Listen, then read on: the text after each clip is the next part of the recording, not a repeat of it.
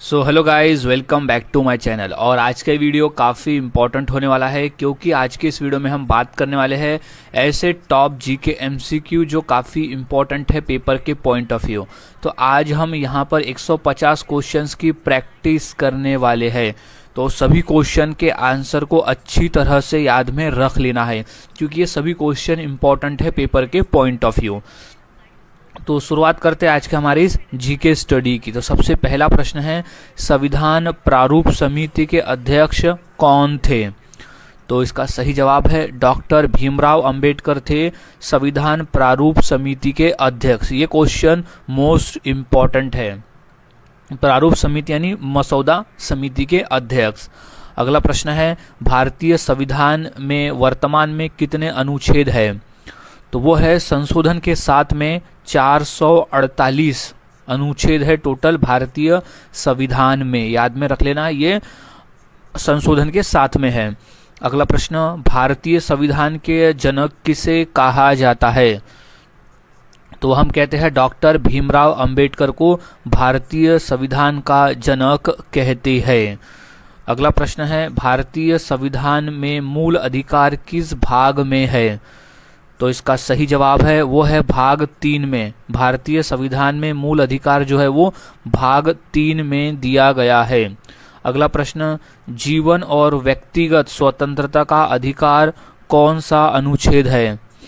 तो वो है अनुच्छेद 21। जीवन और व्यक्तिगत स्वतंत्रता का जो अधिकार है वो अनुच्छेद 21 है। अगला प्रश्न, भारतीय रिजर्व बैंक की स्थापना कब हुई थी? तो इसका सही जवाब है 1935 में हुई थी भारतीय रिजर्व बैंक की स्थापना। याद में रख लेना है। अगला प्रश्न है, भारतीय रिजर्व बैंक का मुख्यालय कहाँ है? तो वो है मुंबई शहर में। भारतीय रिजर्व बैंक का जो मुख्यालय है वो है मुंबई शहर में। अगला प्रश्न, भारत में नोट जारी करने का अधिकार किसे है? तो वो भारतीय रिजर्व बैंक के पास में है। भारत का नोट जारी करने का जो अधिकार है वो है भारतीय रिजर्व बैंक के पास में।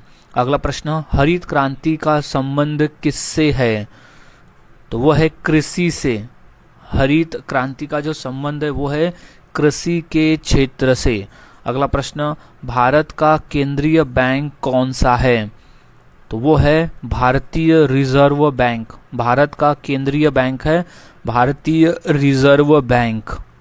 अगला प्रश्न, भारत में कृषि का सकल घरेलू उत्पाद यानी जीडीपी में लगभग कितना योगदान है? तो वो है 15% का। भारत में कृषि का सकल घरेलू उत्पाद यानी जीडीपी में लगभग 15% का योगदान है। अगला प्रश्न, भारत का सबसे दक्षिणी बिंदु कौन सा है? तो इसका सही जवाब हो जाएगा इंदिरा पॉइंट। इंदिरा पॉइंट है भारत का सबसे दक्षिणी बिंदु। याद में से रख लेना है। अगला प्रश्न है कि भारत की मुख्य भूमि को कितने भौतिक प्रदेशों में बांटा गया है?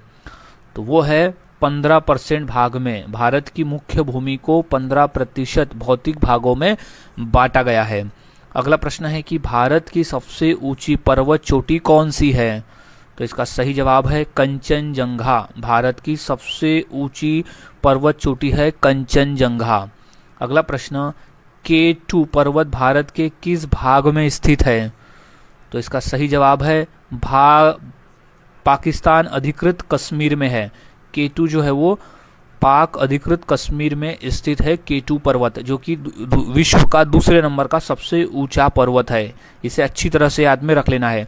अब अगला प्रश्न है कि भारत की सबसे लंबी नदी कौन सी है? तो वो है गंगा नदी।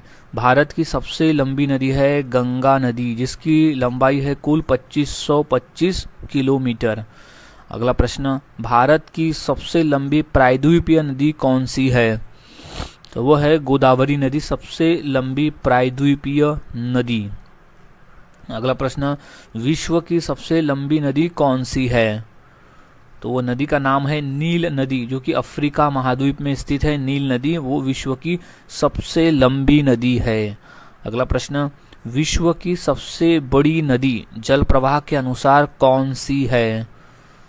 तो वह है अमेज़न। जो कि है अमेज़न। इंपॉर्टेंट प्रश्न है, याद में रख लेना है, जो कि दक्षिण अमेरिका में स्थित है अमेज़न नदी। अगला प्रश्न है कि विश्व की सबसे लंबी पर्वत श्रृंखला कौन सी है?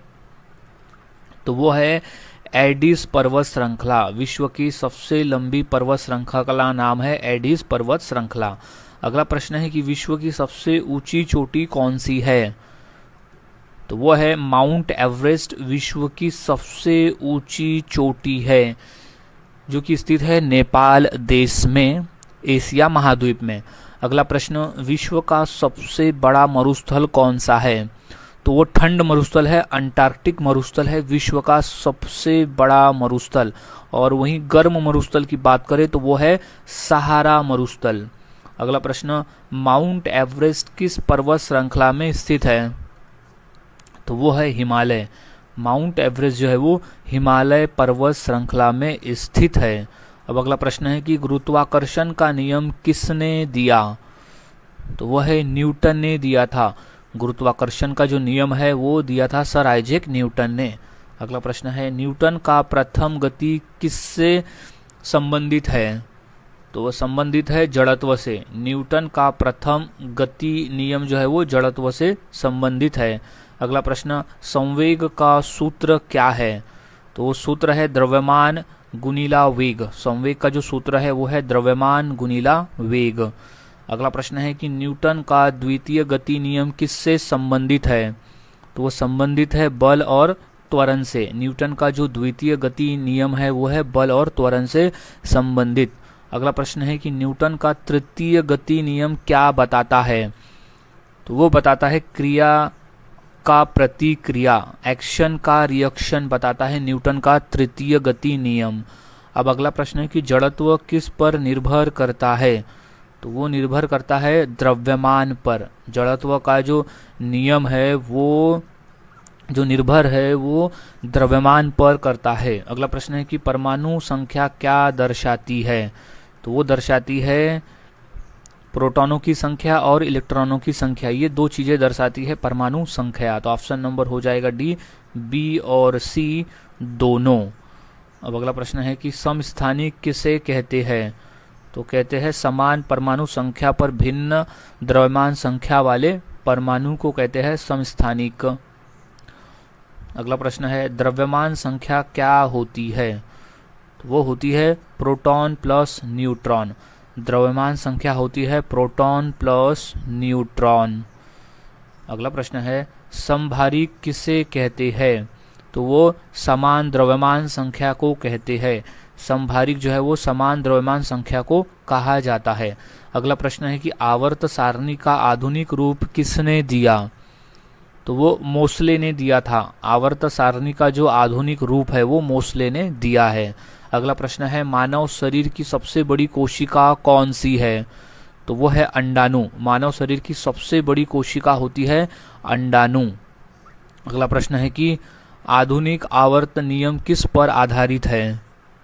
तो वो परमाणु संख्या पर आधारित है। आधुनिक आवर्त नियम जो है वो परमाणु संख्या पर आधारित है। अगला प्रश्न है कि प्रोटीन संश्लेषण किस अंगक में होता है? तो वो होता है राइबोसोम। राइबोसोम में होता है प्रोटीन संश्लेषण। अगला प्रश्न है कि कोशिका का पावर हाउस किसे कहा जाता है? तो हम कहते हैं माइक्रोकॉन्ड्रिया को। कोशिका का पावर हाउस कहा जाता है माइक्रोकॉन्ड्रिया को। अब अगला प्रश्न है कि सीपीयू के मुख्य भाग कौन से हैं? तो वो है एएलयू और सीयू, यानी अरिथमेटिक लॉजिक यूनिट, और सीयू यानी कंट्रोल यूनिट को कहते हैं। सीपीयू के ये दो मुख्य भाग है। अब अगला प्रश्न है कि मानव शरीर की सबसे छोटी कोशिका कौन सी है? तो वो होती है शुक्राणु।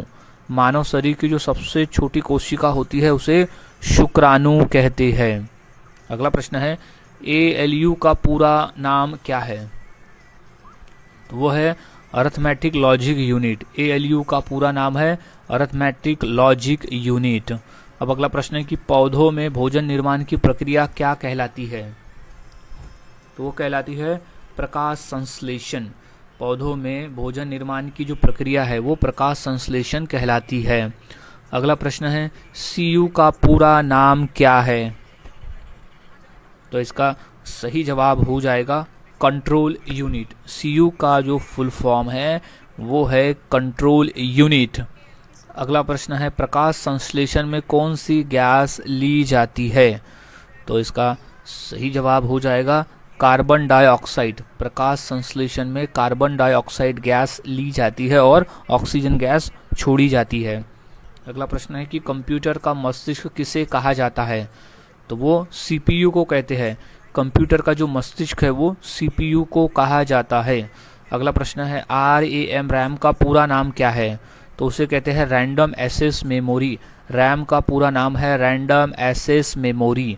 अगला प्रश्न है रैम किस प्रकार की मेमोरी है? तो वो है अस्थायी मेमोरी है रैम, एक अस्थायी मेमोरी। अगला प्रश्न है कि ओलंपिक खेलों का ध्वज कितने रंग का होता है? तो वो है सफ़ेद रंग का। ओलंपिक खेलों का जो ध्वज है वो सफ़ेद रंग का होता है, जिसमें 5 छल्ले बने होते हैं जो 5 महाद्वीप को दर्शाते हैं। अगला प्रश्न, ओलंपिक का शुभंकर क्या कहलाता है? तो उसे मैस्कॉट कहते हैं। ओलंपिक का शुभंकर को मॉस्कॉट कहा जाता है। अगला प्रश्न है कि ओलंपिक खेलों की मशाल कहाँ जलाई जाती है? तो वो ओलंपिया में जलाई जाती है। ओलंपिक खेलों की जो मशाल है वो ओलंपिया में जलाई जाती है। अब अगला प्रश्न है कि क्रिकेट का जनक किस देश को कहा जाता है? तो वो कहते हैं इंग्लैंड देश को। क्रिकेट का जनक कहा जाता है इंग्लैंड को। अगला प्रश्न है क्रिकेट में एक ओवर में कितनी गेंदें होती है? तो वो होती है 6 गेंदें। क्रिकेट के खेल में एक ओवर में 6 गेंदें होती है। अगला प्रश्न है कि क्रिकेट में पिच की लंबाई कितनी होती है? तो इसका सही जवाब है 22 गज। क्रिकेट में पिच की जो लंबाई है वो होती है 22 गज। अगला प्रश्न है गीतांजलि के लेखक कौन है? तो वो है रविंद्रनाथ टैगोर। गीतांजलि पुस्तक लिखी है रविंद्रनाथ टैगोर ने, याद में रख लेना है। और इसके लिए उन्हें सन 1913 में नोबेल पुरस्कार से भी सम्मानित किया गया है रविंद्रनाथ टैगोर को। अगला प्रश्न है कि गोदान उपन्यास किसने लिखा है? तो इसका सही जवाब हो जाएगा मुंशी प्रेमचंद जी द्वारा लिखा गया है गोदान उपन्यास, जो कि किसानों के जीवन पर आधारित है गोदान पुस्तक। अगला प्रश्न है कामयानी के लेखक कौन है? तो इसका सही जवाब हो जाएगा जयशंकर प्रसाद। कामयानी पुस्तक लिखा गया है जयशंकर प्रसाद के द्वारा। अगला प्रश्न है भारत भारती के लेखक कौन है? तो इसका सही जवाब है मैथिली शरण गुप्त। भारत भारती के लेखक है मैथिली शरण गुप्त। अगला प्रश्न है पंचतंत्र के लेखक कौन माने जाते हैं? तो वो है विष्णु शर्मा। ये मोस्ट इंपॉर्टेंट प्रश्न है, काफ़ी बार रिपीटेड आया हुआ है। विष्णु शर्मा के जो विष्णु शर्मा ने लिखा है पंचतंत्र पुस्तक। अगला प्रश्न है रामचरित्र मानस के लेखक कौन है? वो है तुलसीदास जी। रामचरित्र मानस के लेखक है तुलसीदास जी। अगला प्रश्न है पद्म पुरस्कारों में सर्वोच्च कौन सा है? तो वह है पद्म विभूषण। पद्म पुरस्कार में जो सर्वोच्च पुरस्कार है वो है पद्म विभूषण। अगला प्रश्न है पद्मश्री पुरस्कार किस क्षेत्र में दिया जाता है? तो सही जवाब हो जाएगा इसका खेल में भी देते हैं, साहित्य में और कला में, यानी ये तीनों क्षेत्र में दिया जाता है पद्मश्री पुरस्कार। तो ऑप्शन नंबर डी हो जाएगा कि उपरोक्त सभी यानी ABC तीनों। अगला प्रश्न पद्म विभूषण पुरस्कार किस श्रेणी का सम्मान है? तो वो द्वितीय श्रेणी का सम्मान है। पद्म भूषण जो है वो द्वितीय श्रेणी का पुरस्कार है। अब अगला प्रश्न है कि पद्म पुरस्कारों की घोषणा कब की जाती है? तो वो गणतंत्र दिवस पर की जाती है। पद्म पुरस्कारों की जो घोषणा है वो गणतंत्र दिवस पर की जाती है। अगला प्रश्न है कि पद्म पुरस्कारों का वितरण कौन करता है? तो इसका सही जवाब है राष्ट्रपति करते हैं। पद्म पुरस्कारों की जो वितरण है वो भारत के राष्ट्रपति करते हैं। अगला प्रश्न है कि पद्म विभूषण पुरस्कार किस श्रेणी का सम्मान है? तो वो प्रथम श्रेणी का सम्मान है पद्म विभूषण पुरस्कार। अगला प्रश्न अर्थशास्त्र का नोबेल पुरस्कार किसके द्वारा स्थापित किया गया? तो वो स्वीडन का केंद्रीय बैंक, स्वीडन के केंद्रीय बैंक द्वारा स्थापित किया गया था अर्थशास्त्र का नोबेल पुरस्कार। अगला प्रश्न है कि भारत के पहले नोबेल पुरस्कार विजेता कौन थे?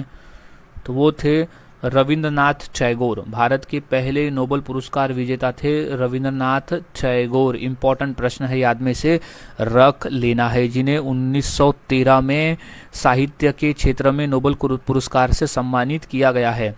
अब अगला प्रश्न है कि नोबेल पुरस्कार में क्या दिया जाता है, तो वो पदक, प्रमाण पत्र व धनराशि दी जाती है। पदक, प्रमाण पत्र व धनराशि दी जाती है नोबेल पुरस्कार के तौर पे। अगला प्रश्न है, रविंद्रनाथ टैगोर को नोबेल पुरस्कार किस क्षेत्र में मिला, तो उन्हें साहित्य के क्षेत्र में मिला है। रविंद्रनाथ टैगोर को साहित्य के क्षेत्र में नोबेल पुरस्कार मिला है सन 1913 में। अगला प्रश्न, सीवी रमन को नोबेल पुरस्कार किस क्षेत्र में मिला, तो इसका सही जवाब है भौतिकी में। सर सीवी रमन को नोबेल पुरस्कार जो है वो भौतिकी के क्षेत्र में मिला है सन 1930 को, उनकी खोज रमन प्रभाव के लिए। अगला प्रश्न, मदर टेरेसा को नोबेल पुरस्कार किस क्षेत्र में मिला है, तो सही जवाब है शांति के क्षेत्र में मदर टेरेसा को नोबेल पुरस्कार दिया गया है। अगला प्रश्न है, राष्ट्रीय युवा दिवस कब मनाया जाता है, तो इसका सही जवाब है 12 जनवरी को। हम हर साल राष्ट्रीय युवा दिवस के रूप में मनाते हैं हर साल। अगला प्रश्न है कि राष्ट्रीय युवा दिवस किसके जन्मदिन पर मनाया जाता है, तो सही जवाब है स्वामी विवेकानंद जी की जयंती पर हम हर साल 12 जनवरी को राष्ट्रीय युवा दिवस के रूप में मनाते हैं और इसे अंतर्राष्ट्रीय युवा दिवस के रूप में भी मनाया जाता है। अगला प्रश्न है, राष्ट्रीय एकता दिवस कब मनाया जाता है, तो इसका सही जवाब है 31 अक्टूबर के दिन हम हर साल राष्ट्रीय एकता दिवस के रूप में इसे मनाते हैं, क्योंकि इस दिन हमारे देश के लौह पुरुष कहे जाने वाले सरदार वल्लभ भाई पटेल जी की जयंती आती है। अगला प्रश्न है, राष्ट्रीय महिला दिवस कब मनाया जाता है, तो सही जवाब है 13 फरवरी के दिन हम हर साल राष्ट्रीय महिला दिवस मनाते हैं। अब किसकी याद में, तो वो हमारे देश की पहली महिला राज्यपाल सरोजिनी नायडू जी की याद में हम मनाते हैं 13 फरवरी को हर साल राष्ट्रीय महिला दिवस, और अंतर्राष्ट्रीय महिला दिवस हम मनाते हैं 8 मार्च को हर साल। अगला प्रश्न, राष्ट्रीय विज्ञान दिवस किस घटना से संबंधित है, तो वो संबंधित है रमन प्रभाव की खोज से संबंधित है राष्ट्रीय विज्ञान दिवस, और इसके लिए सर सीवी रमन को भौतिकी के क्षेत्र में नोबेल पुरस्कार भी मिला था सन 1930 में, याद में से रख लेना है। अब अगला प्रश्न है कि राष्ट्रीय विज्ञान दिवस कब मनाया जाता है, तो वो हम हर साल 28 फरवरी के दिन मनाते हैं। राष्ट्रीय विज्ञान दिवस जो है वो हर साल हम 28 फरवरी को मनाते हैं। अब अगला प्रश्न है कि अंतर्राष्ट्रीय श्रमिक दिवस यानी विश्व मजदूर दिवस कब मनाया जाता है, तो इसका सही जवाब है 1 मई के दिन हम हर साल अंतर्राष्ट्रीय मजदूर दिवस के रूप में मनाते हैं, और 1 मई को हम महाराष्ट्र दिवस के रूप में भी मनाते हैं। अगला प्रश्न है कि विश्व जल दिवस कब मनाया जाता है, तो वो हम हर साल 22 मार्च को मनाते हैं। विश्व जल दिवस हम हर साल 22 मार्च के दिन मनाते हैं। अगला प्रश्न है, विश्व स्वास्थ्य संगठन यानी WHO की स्थापना दिवस कब मनाया जाता है, तो सही जवाब है 7 अप्रैल को मनाते हम विश्व स्वास्थ्य संगठन की स्थापना दिवस, और इस दिन विश्व स्वास्थ्य दिवस भी मनाया जाता है 7 अप्रैल को। अगला प्रश्न है कि विश्व स्वास्थ्य दिवस कब मनाया जाता है, तो इसका सही जवाब है 7 अप्रैल के दिन हम हर साल विश्व स्वास्थ्य दिवस के रूप में हर साल मनाते हैं। अब अगला प्रश्न है कि अंतर्राष्ट्रीय मातृभाषा दिवस कब मनाया जाता है, तो इसका सही जवाब है 21 फरवरी के दिन हम हर साल अंतर्राष्ट्रीय मातृभाषा दिवस के रूप में मनाते हैं। अगला प्रश्न है, अंतर्राष्ट्रीय साक्षरता दिवस कब मनाया जाता है, तो वो हम मनाते हैं 8 सितंबर को अंतर्राष्ट्रीय साक्षरता दिवस के रूप में। अगला प्रश्न है कि भारतीय अंतरिक्ष अनुसंधान संगठन इसरो का मुख्यालय कहाँ है, तो वो बेंगलुरु में स्थित है। भारतीय अंतरिक्ष अनुसंधान संगठन का जो मुख्यालय है वो बेंगलुरु में है। इसरो यानी इंडियन स्पेस रिसर्च ऑर्गेनाइजेशन। अगला प्रश्न है कि भारतीय कृषि अनुसंधान परिषद का मुख्यालय कहाँ है, तो वो स्थित है दिल्ली में। भारतीय कृषि अनुसंधान परिषद का जो मुख्यालय है वो दिल्ली में स्थित मुख्यालय है। अगला प्रश्न है, भारतीय वायु सेना की स्थापना कब हुई थी, ये क्वेश्चन मोस्ट इम्पॉर्टेंट है, इसे अच्छी तरह से याद में रख लेना है। सो इसका सही जवाब हो जाएगा 8 अक्टूबर 1932 को हुई थी इंडियन एयर फोर्स की स्थापना, यानी भारतीय वायुसेना की स्थापना, याद में रख लेना है। अगला प्रश्न है कि भारतीय सेना यानी इंडियन आर्मी का मुख्यालय कहाँ है? तो वो नई दिल्ली में स्थित है। भारतीय सेना यानी इंडियन आर्मी का जो मुख्यालय है वो है नई दिल्ली में। अगला प्रश्न है कि भारतीय विज्ञान कांग्रेस का मुख्य उद्देश्य क्या है? तो उनका मुख्य उद्देश्य है विज्ञान और प्रौद्योगिकी के क्षेत्र में अनुसंधान और विकास है भारतीय विज्ञान कांग्रेस का मुख्य उद्देश्य। अगला प्रश्न है कि भारतीय नौसेना का मुख्यालय कहाँ है? तो इसका सही जवाब हो जाएगा वो है मुंबई में। भारतीय नौसेना का जो मुख्यालय है वो मुंबई में स्थित मुख्यालय है। अगला प्रश्न है कि अंतर्राष्ट्रीय मुद्रा कोष का मुख्यालय कहाँ है? तो इसका सही जवाब हो जाएगा वॉशिंगटन डीसी में। अंतर्राष्ट्रीय मुद्रा कोष का जो मुख्यालय है वो है वॉशिंगटन डीसी में। अब अगला प्रश्न है कि अंतर्राष्ट्रीय मुद्रा कोष की स्थापना कब हुई? तो वो हुई थी 1944 में। अंतर्राष्ट्रीय मुद्रा कोष की जो स्थापना है वो 1944 में हुई थी। अब अगला प्रश्न है कि यूनेस्को का मुख्यालय कहाँ है?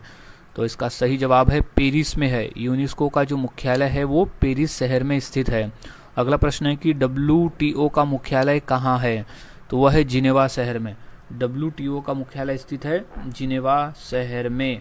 अगला प्रश्न है WTO का पूरा नाम क्या है? तो वो है World Trade Organization. World Trade Organization यानी विश्व व्यापार संगठन। अगला प्रश्न है ILO का मुख्य उद्देश्य क्या है? तो उसका मुख्य उद्देश्य है श्रमिकों के अधिकार व रोजगार। श्रमिकों के अधिकार व रोजगार है ILO का मुख्य उद्देश्य यानी इंटरनेशनल लेबर ऑर्गेनाइजेशन। अगला प्रश्न है सांगीतिक नृत्य और कथावाचक का मिश्रण किस नृत्य में देखा जाता है? तो वो देखा जाता है कथकली में, याद में रख लेना है। कथकली जो है वो केरल राज्य का प्रसिद्ध नृत्य है। अब अगला प्रश्न है कि ओडिसी नृत्य का मूल स्थल कौन सा है? तो वो है उड़ीसा। ओडिसी नृत्य का जो मूल स्थल है वो है ओडिशा। अगला प्रश्न है भारत में मुख्य शास्त्रीय नृत्य कितने हैं? तो वो है 6। भारत में मुख्य शास्त्रीय नृत्य है टोटल 6 नृत्य। अगला प्रश्न है कि भरतनाट्यम का प्रसिद्ध अंग कौन सा है? तो वो है त्रिभंग मुद्रा। भरतनाट्यम का प्रसिद्ध अंग है त्रिभंग मुद्रा। अब अगला प्रश्न है कि कुचिपुड़ी में मुखपट और नृत्य का समन्वय किस रूप में होता है? तो वो नाट्य रूप में होता है। कुचिपुड़ी में मुखपट और नृत्य का समन्वय जो है वो नाट्य रूप में होता है। इंपॉर्टेंट प्रश्न है ये।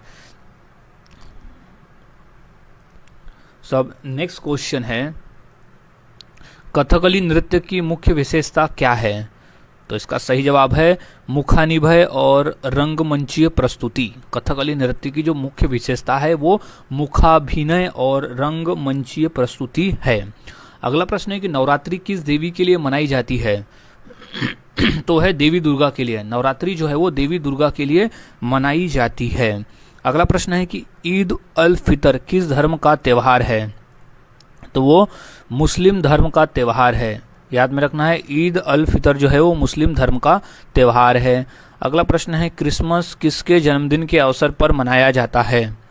तो सही जवाब है यीशु मसीहा के जन्म पर। क्रिसमस जो है वो यीशु मसीहा के जन्म के अवसर पर मनाया जाने वाला एक ईसाई धर्म से संबंधित त्यौहार है। अगला प्रश्न है कि गुरु पर्व किसका त्यौहार है? तो है सिख धर्म का। गुरु पर्व जो है वो सिख धर्म से संबंधित त्यौहार है। अगला प्रश्न है लोहरी किस राज्य का प्रसिद्ध पर्व है? तो इसका सही जवाब हो जाएगा पंजाब राज्य का। लोहरी जो है वो पंजाब राज्य का प्रसिद्ध पर्व है लोहरी। अगला प्रश्न पोंगल किस राज्य का मुख्य त्यौहार है?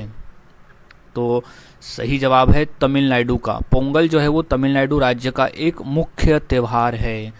अगला प्रश्न है सितार किस संगीत में प्रयोग होने वाला वाद्य यंत्र है? तो इसका सही जवाब है हिंदुस्तानी। सितार जो है वो हिंदुस्तानी संगीत में प्रयोग होने वाला प्रमुख वाद्य यंत्र है। अगला प्रश्न है कि वीण किस संगीत का प्रमुख वाद्य है? तो वह है कर्नाटक संगीत का प्रमुख वाद्य है वीण। अगला प्रश्न, भारत में भक्ति संगीत का प्रमुख स्वरूप कौन सा है? तो वो है भजन और कीर्तन। भारत में भक्ति संगीत का जो प्रमुख स्वरूप है वो है भजन और कीर्तन। अब अगला प्रश्न है कि ठुमरी किस संगीत शैली से संबंधित है? तो वो संबंधित है हिंदुस्तानी शास्त्रीय शैली से, याद में रख लेना है। अगला प्रश्न है, भारत में कबीर पंथ के भजन किस प्रकार के संगीत में गाए जाते हैं? तो वो भक्ति संगीत में गाए जाते हैं। भारत में कबीर पंथ के जो भजन है वो भक्ति संगीत में गाए जाते हैं। अगला प्रश्न है कि भारत में गजल संगीत का मूल भाषा कौन सी है? तो वो है उर्दू। भारत में गजल संगीत की जो मूल भाषा है वो है उर्दू। अगला प्रश्न है, जैन धर्म के कितने तीर्थकर माने जाते हैं? तो वो टोटल 24 तीर्थकर माने जाते हैं जैन धर्म में, जिसमें से पहले तीर्थकर थे ऋषभदेव, जिनका नाम आदिनाथ भी था। वो जैन धर्म के पहले तीर्थकर और जैन धर्म के संस्थापक माने जाते हैं।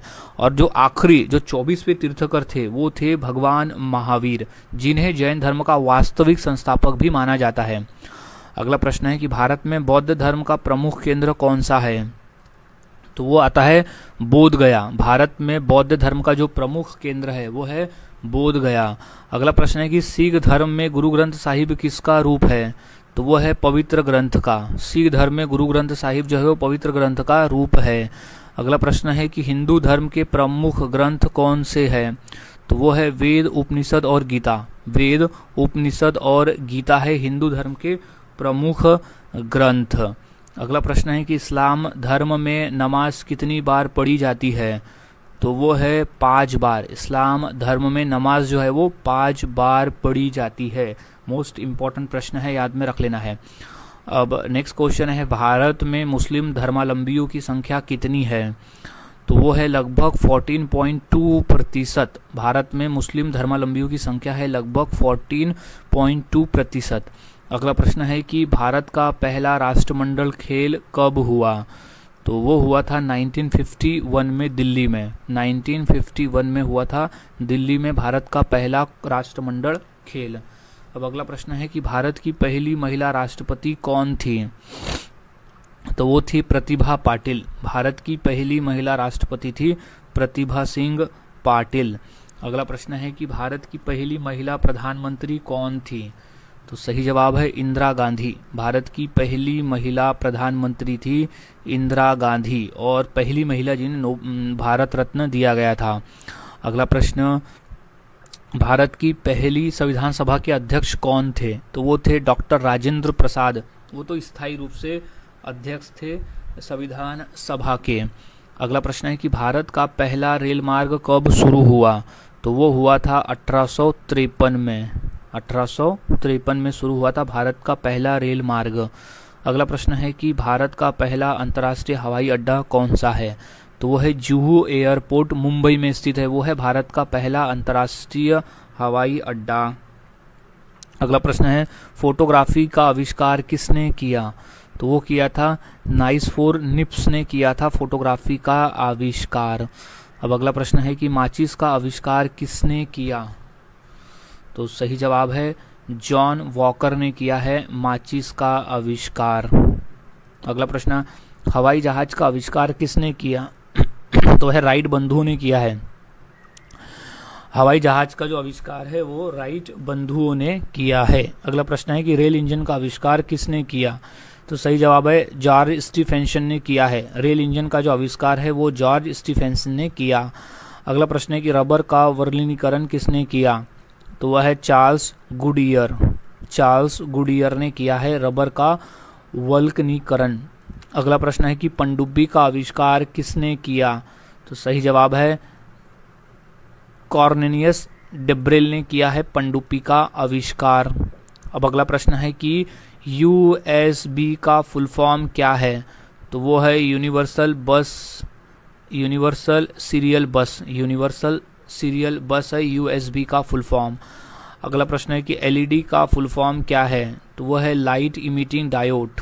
लाइट इमिटिंग डायोड कहते हैं LED को। अगला प्रश्न है LCD का फुल फॉर्म क्या है? तो उसका फुल फॉर्म है लिक्विड क्रिस्टल डिस्प्ले। LCD का फुल फॉर्म है लिक्विड क्रिस्टल डिस्प्ले। अगला प्रश्न, AI का फुल फॉर्म क्या है? तो वो है आर्टिफिशियल इंटेलिजेंस। एआई का फुल फॉर्म है आर्टिफिशियल इंटेलिजेंस। अगला प्रश्न है कि जीपीएस का फुल फॉर्म क्या है? तो वो है ग्लोबल पोजिशनिंग सिस्टम। जीपीएस का फुल फॉर्म है ग्लोबल पोजिशनिंग सिस्टम। अगला प्रश्न है वाईफाई का फुल फॉर्म क्या है? तो वो है वायरलेस फिडिलिटी। वायरलेस फिडिलिटी है वाईफाई का फुल फॉर्म। सो अब नेक्स्ट क्वेश्चन है, वेदों की भाषा क्या थी?